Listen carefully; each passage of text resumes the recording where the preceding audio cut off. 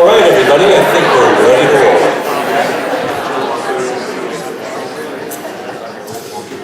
Good afternoon and welcome to this conversation with Mako Fujimura. We are going to have a conversation. This is not really an interview, but a conversation in front of you, and then in due course we'll have opportunity for us to join the conversation.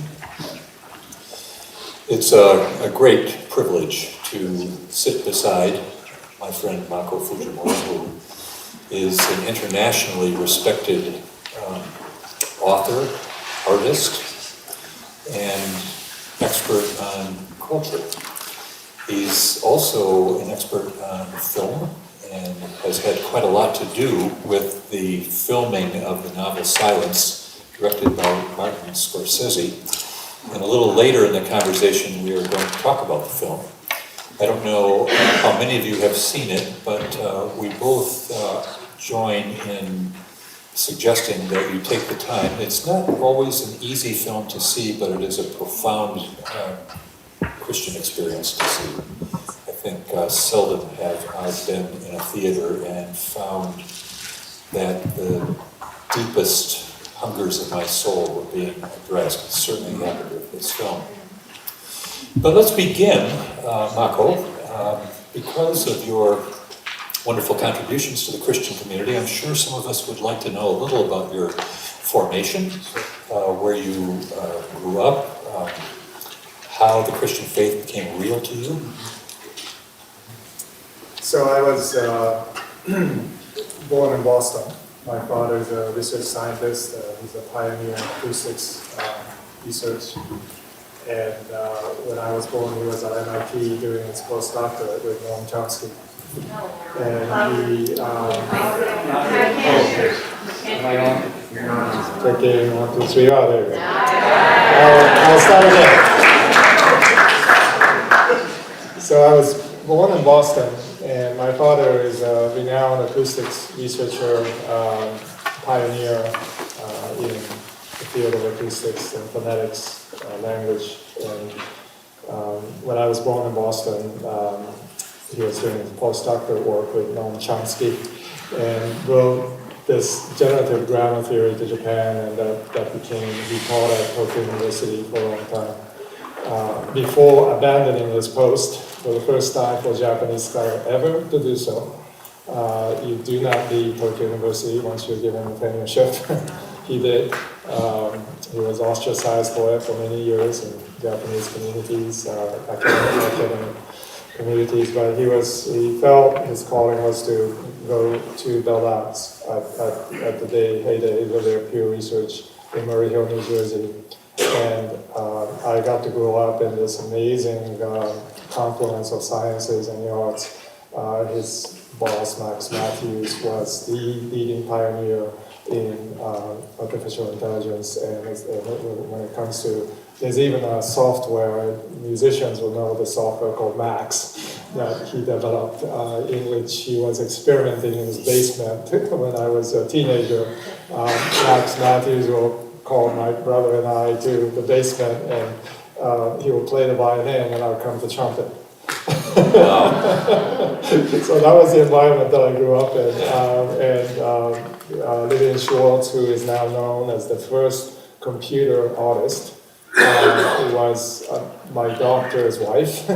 And so she would invite me to her studio, and she was very encouraging to me as a young boy who felt this inclination toward being an artist. Very encouraging early on, and so I grew up in that kind of a climate, and so my life is very much bicultural, multicultural, but definitely bilingual. I went to grade school in Japan, and then high school, middle school, high school in New Jersey, the college in Pennsylvania, at a place called Bucknell University, and then we were in Connecticut for a while, and then we went to Japan with a national scholarship to study 16th and 17th century art and apply that to my own works. It was a governmental scholarship, national scholarship. really a prestigious invitation to study at what used to be Tokyo National University of Fine Arts, but it's now part of Tokyo University. So I ended up in my father's, but as an artist. And it was there, actually, that I met some missionaries in Japan through my wife, and we began this really interesting conversation in the beginning about, how art has been so formative to me, the type of art and literature has had some Christian influence. El Greco, for one, George Woolworth, and William Blake, Milton. So studying at Bucknell University, truly a liberal arts curriculum, I had this exposure to wide variety of influences, but I was very drawn to biblical narrative. And I don't know why, but I kept on looking into art that drew me, and it ended up being, many of the works that I look back as very much biblical genre, and it's a modern necessity. Yeah. Well, if, for example, you get interested in a big epic like Paradise Lost, it would be natural to try to find out the text behind it. Yes. Or at least the biblical text behind it, right. The classical text behind it. And many of my professors were Christians. It turned out I didn't know that. So I took a class called The Bible and the Literature. It wasn't Bible as literature. Yeah. It's very significant, one word difference there. And my professor, Michael Payne, was a renowned Shakespeare scholar. As I look back on my notes, he was really teaching us, of course, to appreciate the connection between literature and the Bible, but he was sharing the gospel with his students in a way that could be done in a university that is not Christian. And the care that I received there and the challenges, even it seems miraculous to me that I'm now known somewhat as a writer, because I feel like I struggle so much with languages because of my upbringing. I just have my Silence and Beauty book translated to Japanese. But I needed a translator, because my Japanese is like grade school. So, and my English is, I will fail the simplest of grammar tests, And so I write like one of those children who memorize books, pretending to read. And so I'm really amazed that I can write in a way that communicates with people, but. So it was around that time that I encountered this reality of Christ that was beyond what's on the pages of literature.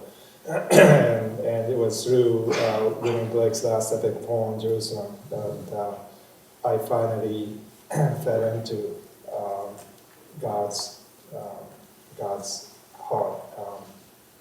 And I was able to see very clearly this reality that Christ's sacrifice that William Blake talks about is about me.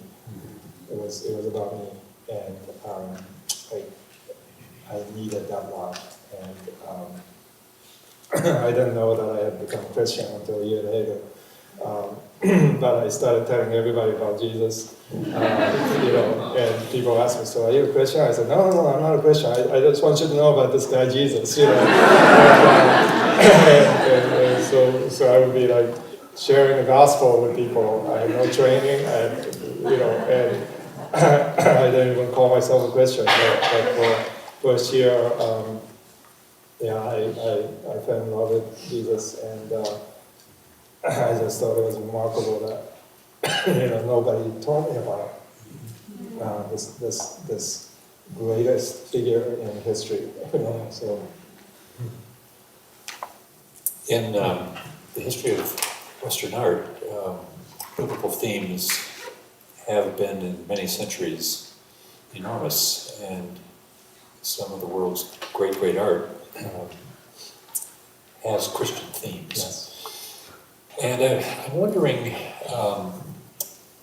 what you think would be a couple of possible ingredients in an intelligent Christian philosophy of art. Mm-hmm. So you're a Christian and you're an artist. Right. How do they go? Well, I'm so glad to know Tom Wright because of what he has brought to theology. It's for me such a relief that I'm not crazy. Because the first time I read through the Bible, it was, in that period of time when I fell in love with Jesus, I knew that I had to follow him no matter where he would have me go. And I started reading the Bible. It was the King James Bible. I read through the entire Bible. And for the first time in my life, I understood it. It made sense to me. And what I got was that God is an artist. God is a creator, maker. For the first time in my life, I didn't have to justify my art. This misfit artist who felt so in the margins of society, no matter where you are, Japan or US, I got used to that. I'm comfortable with it, but when I met Jesus and I understood the biblical God, I finally understood who I was as an artist.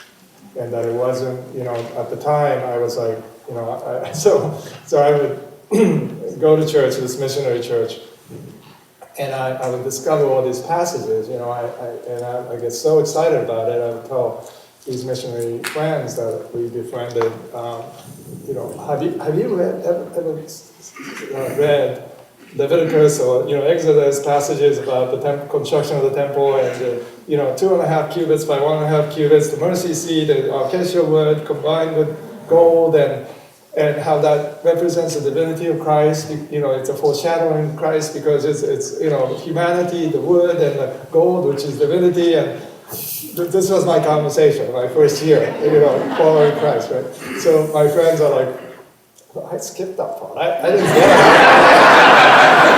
And all these visions of Ezekiel, and people preach on Ezekiel and say this is like hard to understand. Revelation passages, this is hard to understand, and I want to help you unpack this. And I'm like, I know, that vision makes sense to me. Yeah. You know technical. Yeah, because I see it. That's my experience of the world. Yeah.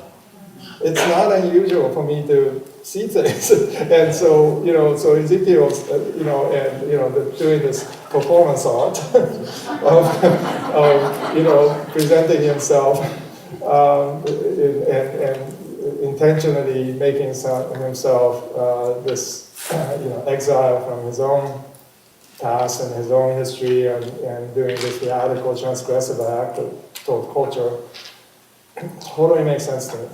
Because I know as a margin, somebody living in exile, somebody living in the margins, that's what you have to do to communicate.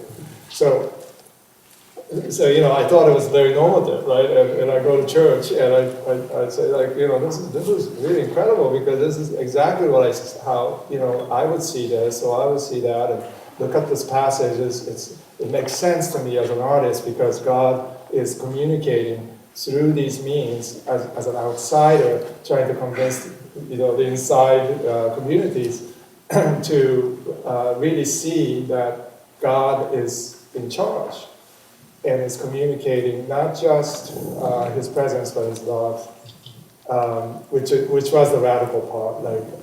As an artist, I always understood that you have to scream and shout and be angry at the world to depict the despair of the world and shock people to understand it. But for the first time, I understood that the only purpose, meaningful reason to do that is love.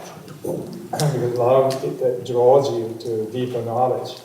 And it is only by making, only through making, that you will reach that deeper understanding. So God had to make the tabernacle. The entire narrative of, as Tom Wright says, is about the creation of the temple, old and new. Yeah. And we are in this journey as believers, that we are invited, somehow, inexplicably, we are invited to co-create into that future.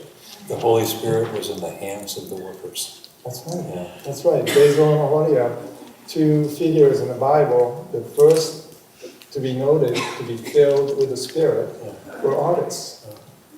And we take that passage, we ignore it, we take the law, the Decalogue, and we skip over the part of beautiful construction of the tabernacle and the ark, with the very much the communication box of God to house the law inside. And we don't think about what that means. But for an artist reading it, it's like, oh my gosh, I can see this in my mind, and I can even think about what that means. Every dimension, every material, and by the way, these materials, gold, precious stones, minerals and so forth, were exactly the things that I was using in the studio. So I would go to church really excited that, you've seen this, because that's in Japanese art, that's in Egyptian art, that's, and I could be like, whoa, where did that come from? And I was like, I soon realized, that not everybody gets this. And so I kind of went with the program, I wanted to be a good Christian, and I went through all these parachurch training, and, I became eventually an elder of PCA Church. I did all of that, and I look back and I wonder if, not that those things were, waste in any way, but that it didn't affirm who I was. I was just going along, I was trying to do my best, to be a good Christian. and at some point, I just realized, and this happened actually when I was on the plane as part of this National Council on the Arts after 9/11. I was appointed by President Bush to serve on the board of National Endowment and to advocate for the arts all over. I went to UNESCO with First Lady, and China with the Presidential Committee, and one of those trips, I think I was going to Kansas or somewhere, to speak at an arts conference, and it just occurred to me, because I was thinking about defending and advocating for artists, and it just occurred to me that this was not about the arts. This was about the gospel. That I was, by defending and advocating for forms of expression that causes beauty to be, reality, truth to come out,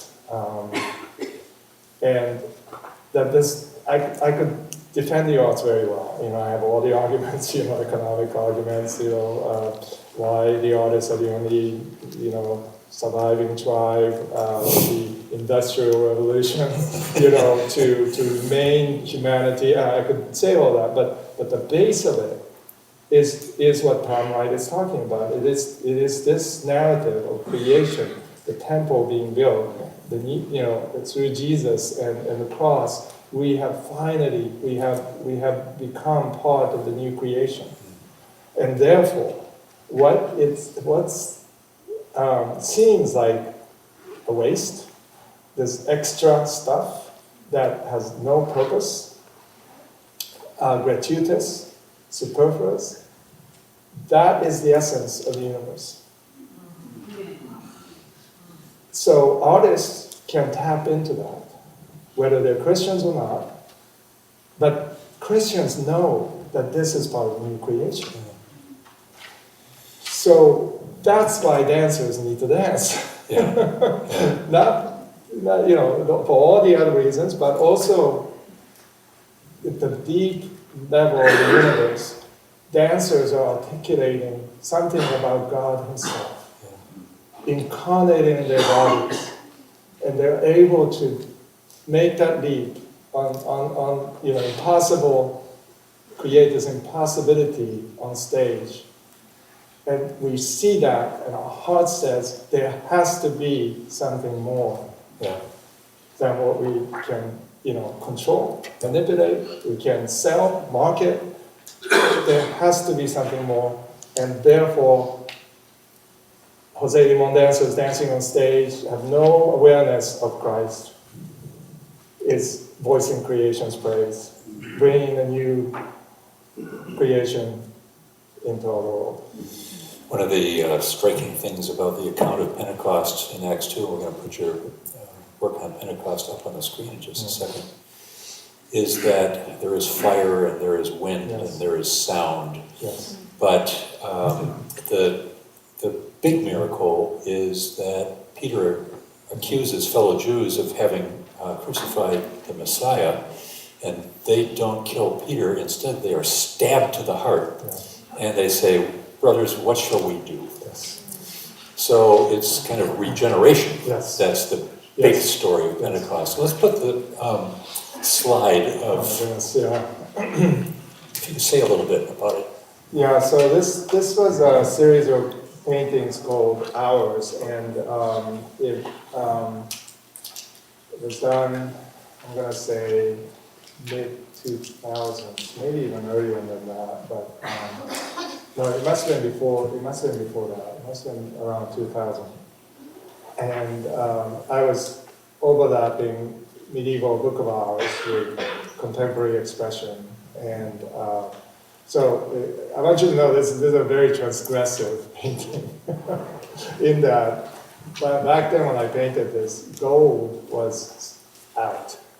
You can't use gold or any precious materials without violating the the code of rules that priests of the art world have determined. And so to use gold or anything, to use even the word beauty was suspect.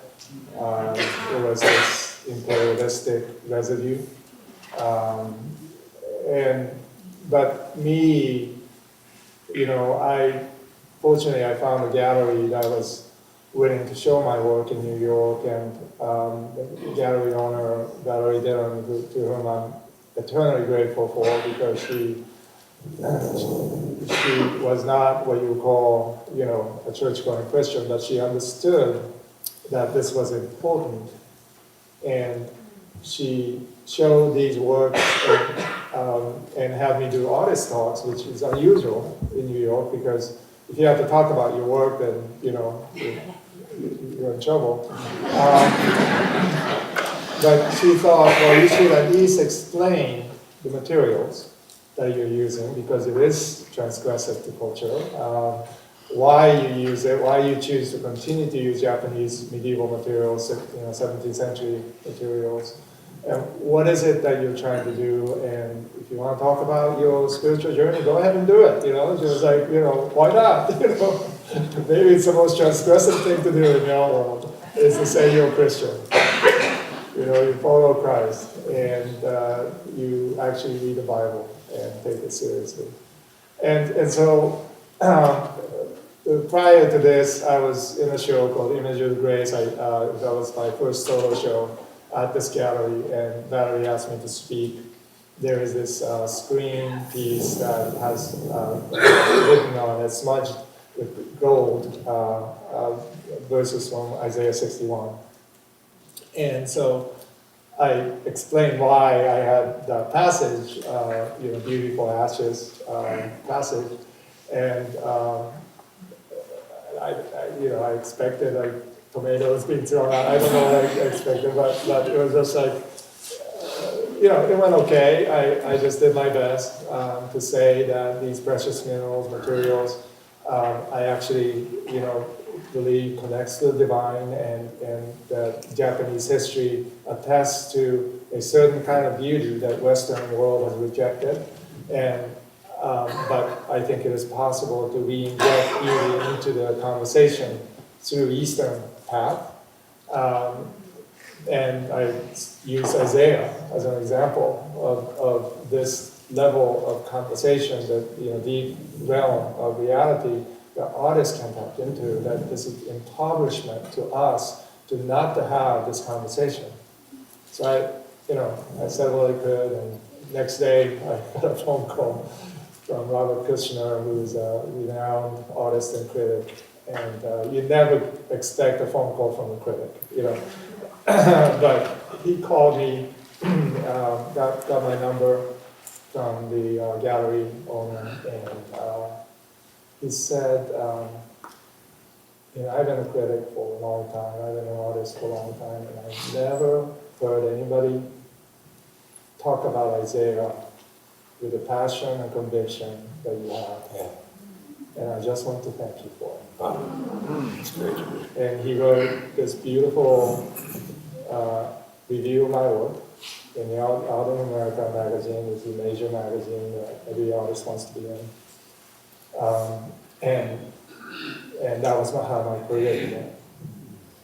So I'm grateful for that journey. I'm grateful for those journeys because they and I was in a way saying that if God is the God of the universe, and if He instituted this temple theology throughout, I don't have words for that back then. I now do, thanks to time. But then you have to honor that somehow in our contemporary time, because it is part of us understanding theologically what that means for the future. So my job as an artist is to use these materials to glorify God in the way that I have been trained. Just as Basil and Holiad were trained in Egypt, Yeah. I was trained in Japan for such a time as this.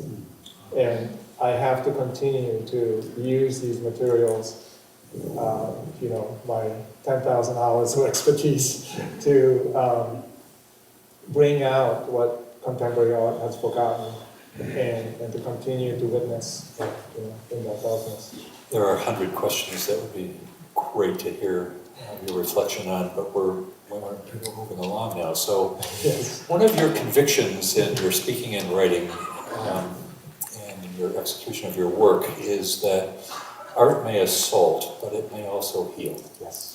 And you have thought long and hard about those places in which the arts are in an estuary. There's Yes. salt and fresh water, and now there's Yeah. something that's going to come from this. Yes. And sometimes it's healing. Yes. It's Well, I think it should be always healing. If it's shock art, it should be done so that people wake up and seek healing. Where it's an initial moment. Yeah, it's an initial moment. You have to wake people up because we're sleeping and we can't see. But artists forget that the healing part, that they get this attention. You're on front page. You're conscripted to be the front line of culture wars, and you can actually do well doing that, causing shock, creating turmoil. But you can only go so far. And you hit a wall where you say, well, what is this about? And so culture care, moving away from culture wars, is a way to address this journey toward healing, toward abundance, versus scarcity model mindset that we possess in the world and in the church. A lot of times the conversation is about helping people to understand the gospel. The gospel is not about scarcity model of our fallenness, scarcity model of Good Friday, where somebody had to come and rescue us. It is about the abundance of Easter. Yeah. An abundance of joy. Abundance of joy.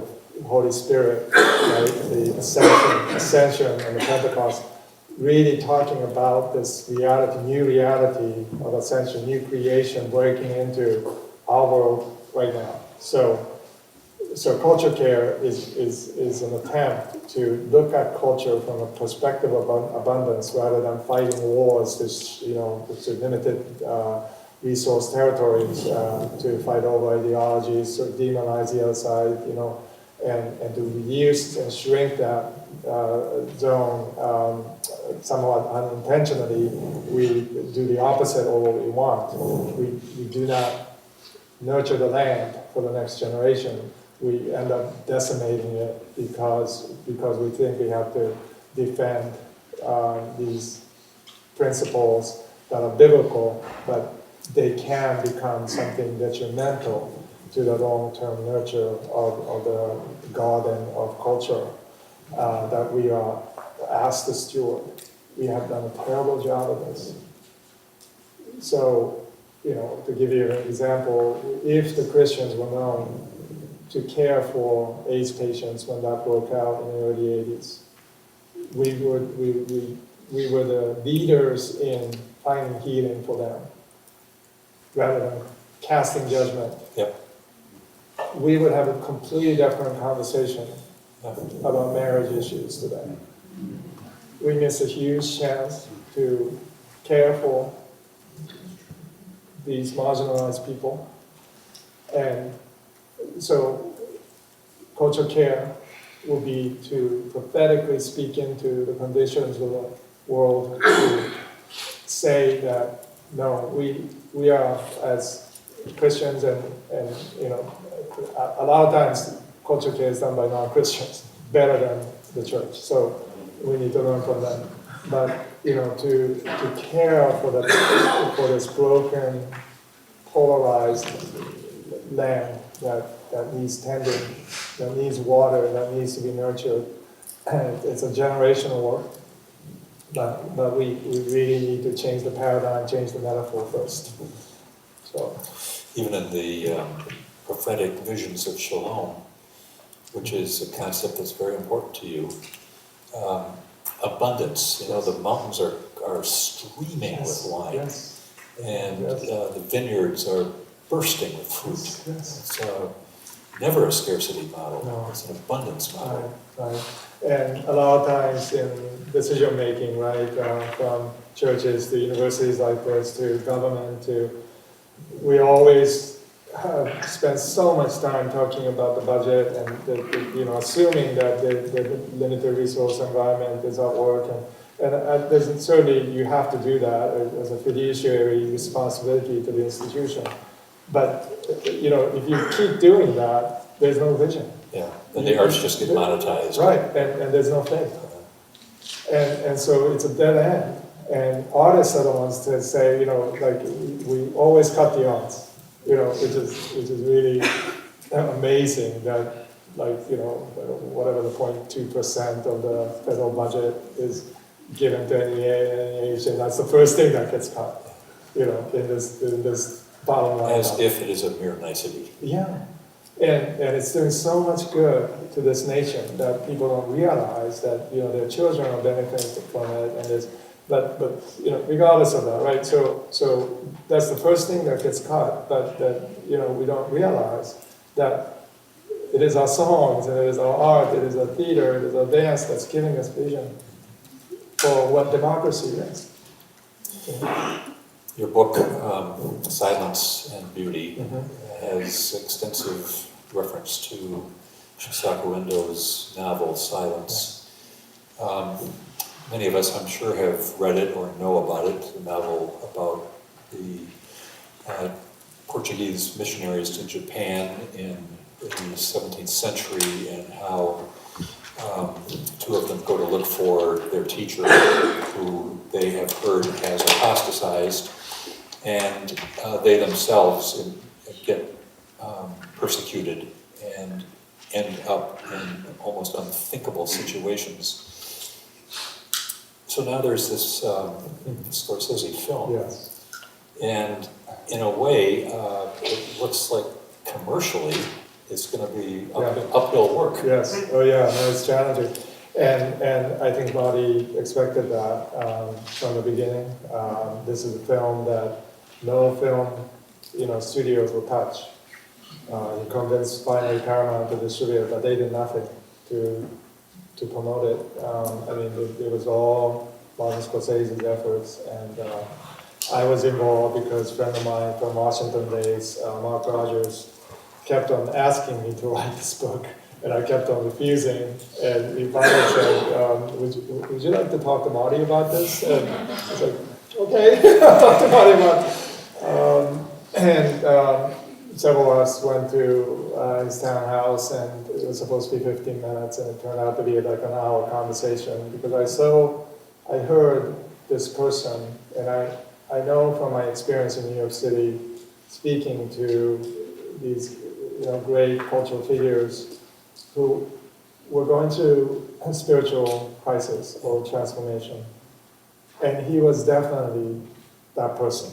I could sense it, I could feel it, and, his aides would say, well, this is going to be an adventure here, and he said, yeah, but it's my pet project, it's a project for my daughter, it's a project, that I want to honor the martyrs of 17th century, I want to honor Endo, and I want to give this as a gift to the next generation. This was not a Hollywood film.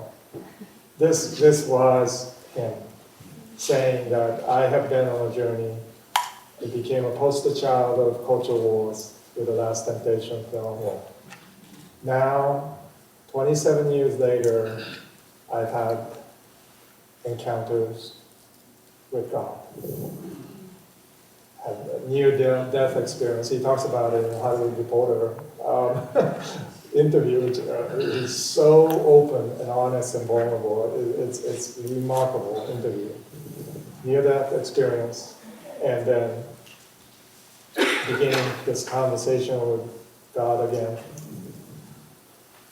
is back in the church, although with a lot of questions, like I have.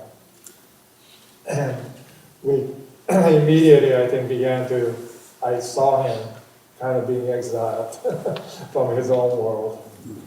And he was beginning to, just like I had to do, figure out, so what's most important to me? Is it all these accolades, is it, or is it something else? And for 20 years, he's been on this journey with this film. And the culmination of this film is a testimonial to his own heart. He spends the last 20 minutes of the film. It's long, 2 hours and 41 minutes.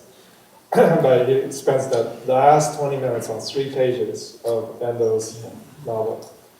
And those 3 pages, I always tell people who read Silence, Endo's Silence, don't miss the last 3 pages. It's the most critical. That's the starting point for Endo. And if you miss the starting point, you will not get the story. But you have to read the entire book before you can earn the right to know what those 3 pages mean. Scorsese gets this. He spends 20 minutes. In the initial cut, it was 30 minutes on this very extensive production on those 3 pages. And so he understands what the story is about. And, I wrote about this on this website that we just launched called silenceandbeauty.com. I go into a lot of this, but if you have seen the film, or if you read the reviews, Andrew Garfield, who plays Father Rodriguez, is criticized for being weak. He doesn't look like an actor who should win the Oscars. He was nominated for another film, but and I just started laughing when I read that, because not only that is exactly how he should play it, but this is an extraordinary act of courage by an actor who decides that he's going to let go of his everything, his ego, his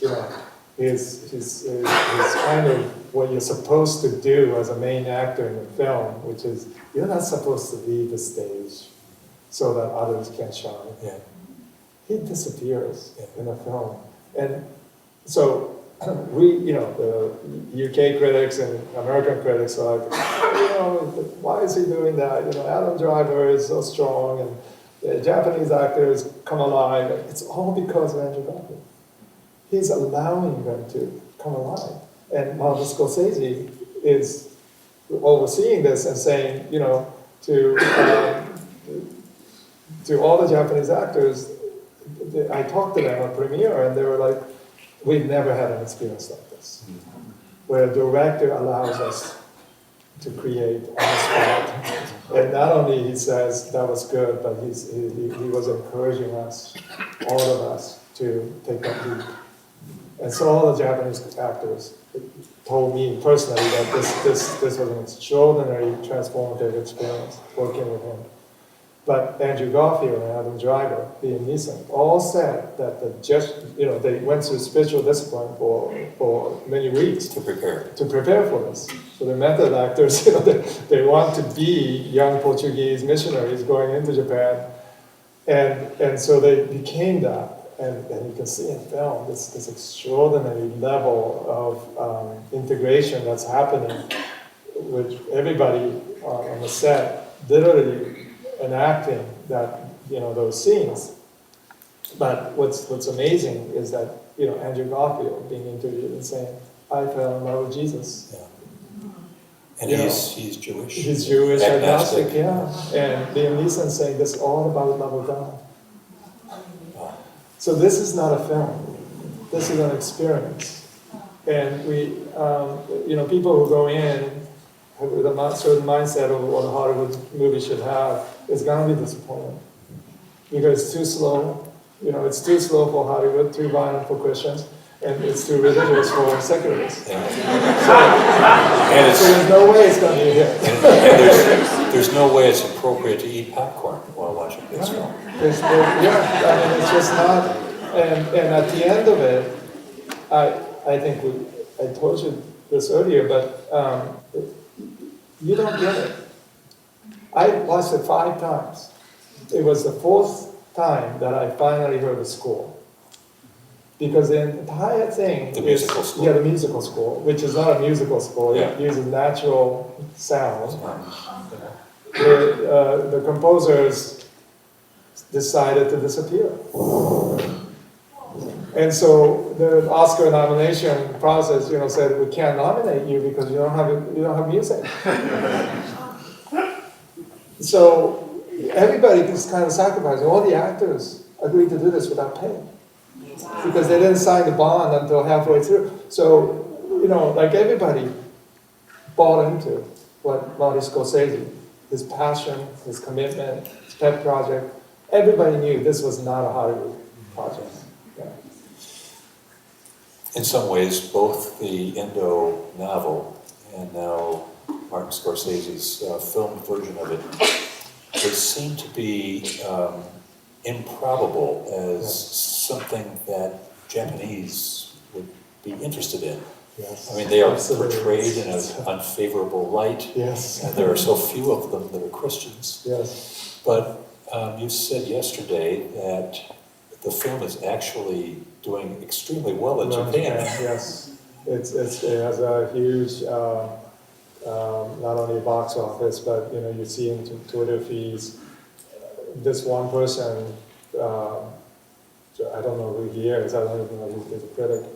In the first 2 days, he saw it 5 times, and he had this deep analysis of what's happening in the film, and I knew this would happen. That when Japanese see Andrew Garfield disappear, really just give away his power to them. That's their hero.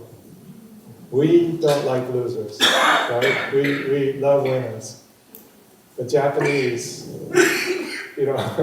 I tell the story of there was this around the same time. What was that film about the horse that Secretariat of it was a Disney film. What was that film? Yeah. Okay. So around the same time in Japan, I was in Japan. this is a Hollywood movie about a horse that wins. In Japan, there is this horse that kept on losing. He lost 102 races in a row. And this horse became a hero.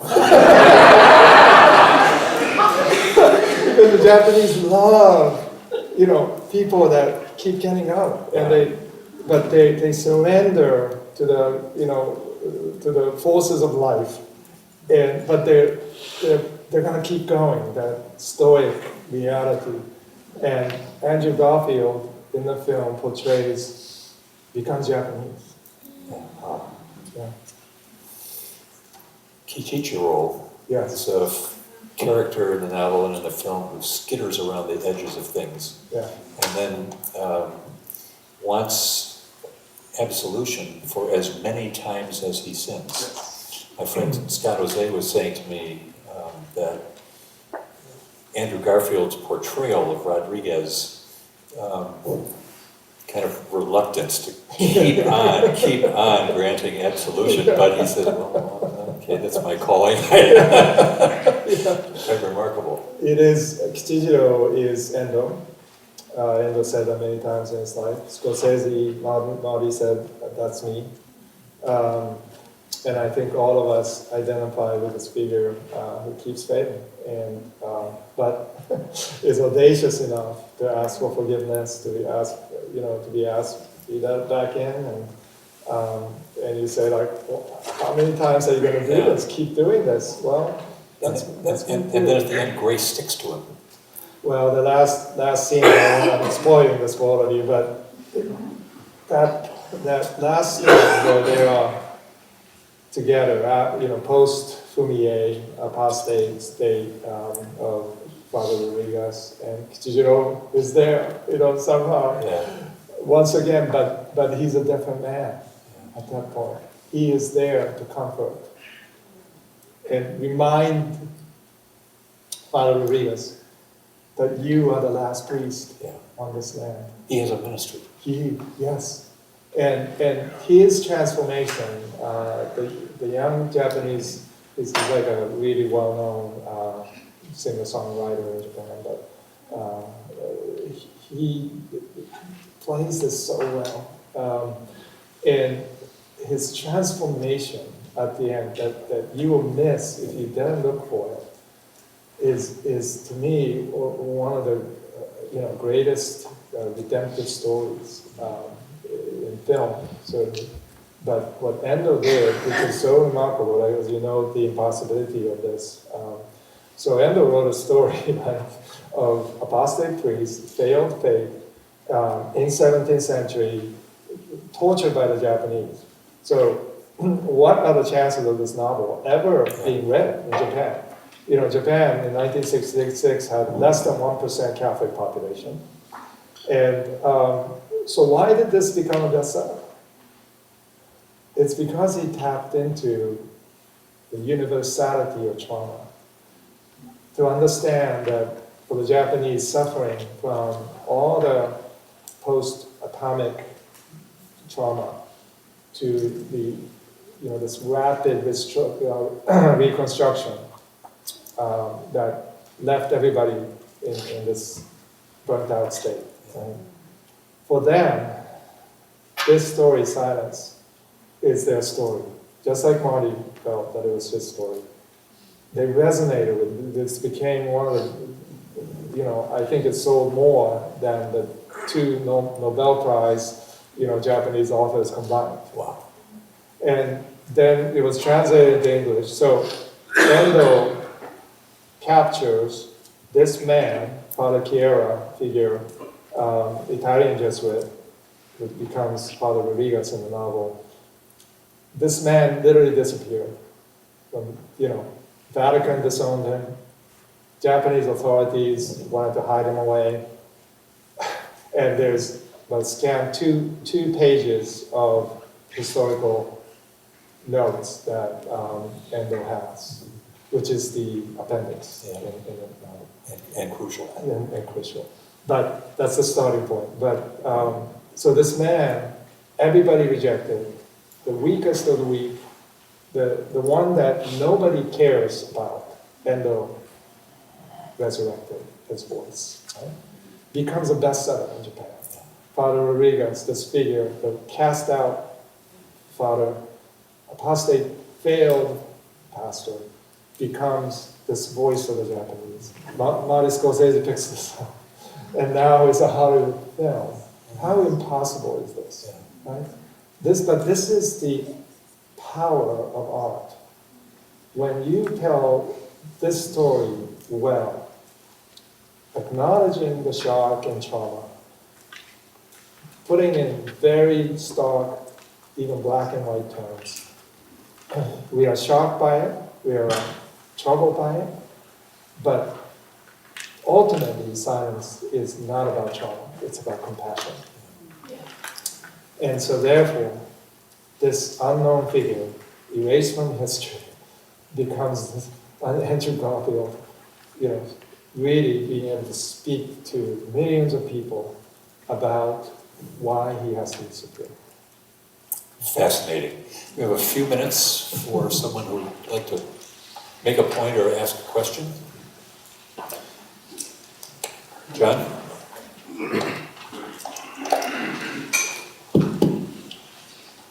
I lived in Japan in the 70s for a year, and that's when I first read Endo's book. And in there is an image of Japan culture. The Japanese is a swamp, Yes. and it draws in whatever and changes it. And for some odd reason, I had this brain snort. I saw the film a couple of weeks ago, and it struck me how Trump speaks about the swamp that he wants to empty. Yeah. But what's really happening, he's creating his own and sucking in the gospel or the Christian communities and the faith thing in the USA particularly, but elsewhere too, into that swamp and changes it. And Christians need to see in this film that you have to live with your convictions in a deeper, more passionate way than we do in this continent. And this book, I think the film, I hope it will be popular because it is a powerful piece of work about living for your faith. What does it mean? What will you sacrifice to believe what you believe and to live out of your faith? And the movie's playing this weekend. You should maybe go tonight, all of you, and see the film. Well, absolutely, and that swamp argument is what Father Pereira, the apostate priest, and Inoue, the magistrate, uses to, it's a mental game. And it goes back to this reduced, scarcity model, right? If you reduce the argument to, you have to apostatize, save these people, right? And Japan is a swamp. Christianity would never take root here. It's a foreign religion coming into a swamp, and it would never take root. Well, it depends on what you plant. If you plant rice, it's going to grow, right? So the sacramentality, if you believe that God is the God of the universe and God created rice as well as trees of any kind, then that's a false argument. You can't trap people to believe that, because it's a swamp, nothing will grow, right? And so this is my book is all about. It is to help the Japanese see that in their own land, they can grow things. And Christianity, perhaps, is Western imperialistic Christianity will not grow. But God already has seeds of the gospel there that can grow. And that's what the book eventually became after a long journey. There's this, you speak about the Japanese who don't look so good in the movie, who sort of entice the Christians to just step on the... Yes, it's a formality. But it's almost like Trump's using the name of God in his speech, in his inauguration speech. Yeah. That somehow, nothing matters but my swamp. Yeah, let me say it this way. The last election cycle, all of us stepped on Fumia's. We have Fumia moments where we left our ideological convictions for something else. It doesn't matter if you voted for Hillary. It doesn't matter if you voted for Trump. It doesn't matter if you voted for a third-party candidate like I did. All of us. There's something that we left our convictions on the shelf. And this is the universality that Endo speaks into. And it is about trauma. It is about persecution. It is about all of the things that I think we will be unpacking in the days to come. But this is why science is so profoundly important at this point. Timothy?